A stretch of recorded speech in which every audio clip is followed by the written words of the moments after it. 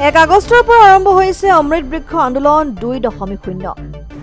আগন্তুক 15 আগষ্টলৈ চলিব এই অমৃত বৃক্ষ আন্দোলন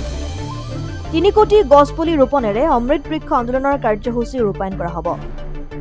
অসমৰ মুখ্যমন্ত্ৰী ডক্টৰ হিমন্ত বিশ্ব শৰ্মাৰ নেতৃত্বত অসম চৰকাৰৰ পৰিৱেশ আৰু বন বিভাগে গ্ৰহণ কৰা এয়া এক যুগান্তকাৰী পদক্ষেপ অমৃত বৃক্ষ আন্দোলন কাৰ্যসূচী ৰূপায়ণ কৰিবলৈ তৎপৰ হৈ পৰিছে পৰিৱেশ আৰু বন বিভাগ চেঙাস্থিত বৰপেটা সামাজিক বনানীকৰণ সংবন দলে অমৃত বৃক্ষ আন্দোলনত বিতৰণ কৰাৰ বাবে 7 লাখ গছপুলি উৎপাদন কৰিছে অমৃত বৃক্ষ আন্দোলন 2024ৰ বাবে চেঙাত ষ্টেট কেম্পা 2023-24 আঁচনিৰ অধীনত 5 হেক্টৰ কেম্পা নাৰ্চাৰীত উৎপাদন কৰা হয় এই গছপুলিসমূহ যোৱা বছৰৰ নৱেম্বৰ মাহৰ শেষত চেঙাত স্থাপন হোৱা কেম্পা নাৰ্চাৰী আঁচনিৰ অধীনত উৎপাদন হোৱা গছপুলিবোৰ 1 আগষ্টৰ পৰা জিলাখন বিভিন্ন স্থানলৈ প্ৰেৰণ কৰা হৈছে গাঁও পঞ্চায়ত বিদ্যালয় মহাবিদ্যালয় বিভিন্ন অনুষ্ঠান প্ৰতিষ্ঠানলৈ প্ৰেৰণ কৰি থকা হৈছে গছপুলিসমূহ চেঙা কেম্পা নাৰ্চাৰীত শিলিখা ভুমুৰা আমলখি মেহগনি বগী পামকে ধৰি 8 বিধ মূল্যৱান গছপুলি উৎপাদন কৰা হৈছে বুলি জানিবলৈ দিয়ে বৰপেটা সামাজিক বনানীকৰণ সংবন দলৰ খণ্ড বন বিষয়া ধীৰাজশ্ৰী দাসে বানপানীত প্ৰায় 1 লাখ গছপুলি নষ্ট হোৱা বুলিও জানিবলৈ দিয়ে বন বিষয়া ধীৰাজশ্ৰী দাসে প্ৰতিজন নাগৰিককে অমৃত বৃক্ষ আন্দোলনৰ কাৰ্যসূচীত অংশগ্ৰহণ কৰিবলৈ আহ্বান জনাইছে বন বিষয়া ধীৰাজশ্ৰী দাসে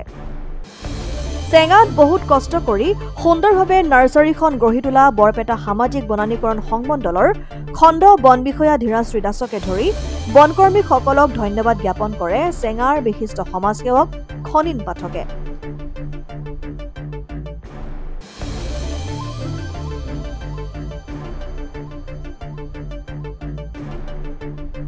ইয়াত আমাৰ 8 লাখ পুলি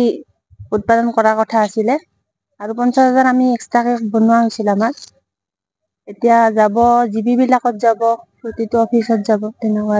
জিপি বিলাকৰ পৰা স্কুল যাব কলেজ যাব বাকি গোটেইবোৰ অফিচ বিলাক সংস্থা NGO এই সকলো বিলাকত যাব তাৰ পৰা কি পুলি উৎপাদন কৰা আছে ইয়াত 8টা মান স্পেচিছ আছে মেগনি বগীপমা মণিপুৰী চিম শিলিখা আমলখি ভমৰা এনেকুৱা 8টা মান কিমান দিন হৈছিল এই পুলিবিলাক আমাৰতো এই নাৰ্চাৰী আৰম্ভ হৈছিলে নৱেম্বৰতে হৈছে আৰম্ভ 2023 এতিয়ালৈকে নৱেম্বৰত হলেও এতিয়া যেতিয়া সিড জাৰ্মিনেশ্যনৰ সময়টো দেৰিকে হৈছে অলপমান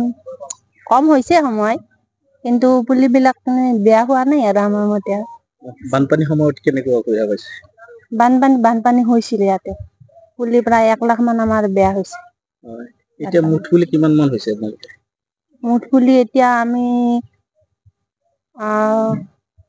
7.5 লাখ মান আছে 7 লাখ মান আমি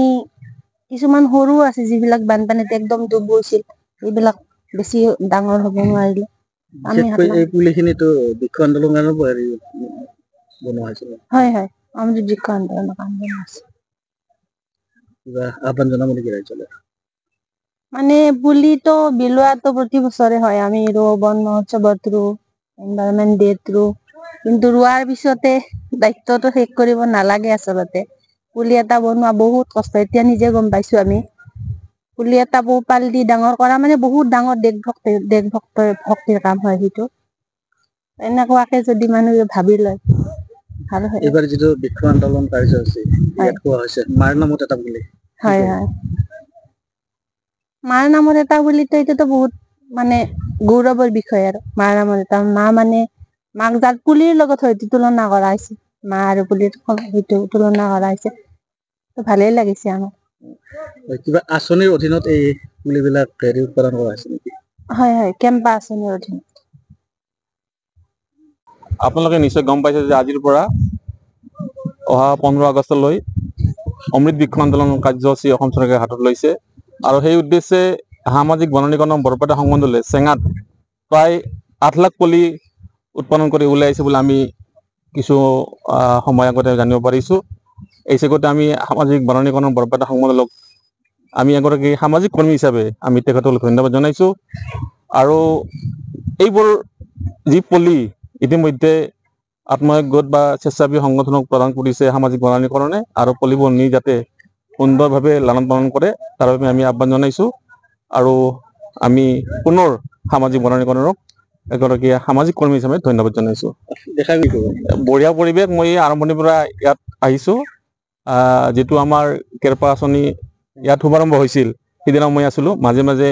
মোৰ বন্ধু এজন ইয়াত কৰ্মী হিচাপে ইয়াত আছে। আমি তেওঁলোকক যোগাযোগ কৰি মাজে সময়ে পৰিদৰ্শন কৰি আছোঁ, চাই আছোঁ আৰু খুব ভাল লাগিছে ইয়াত আহি।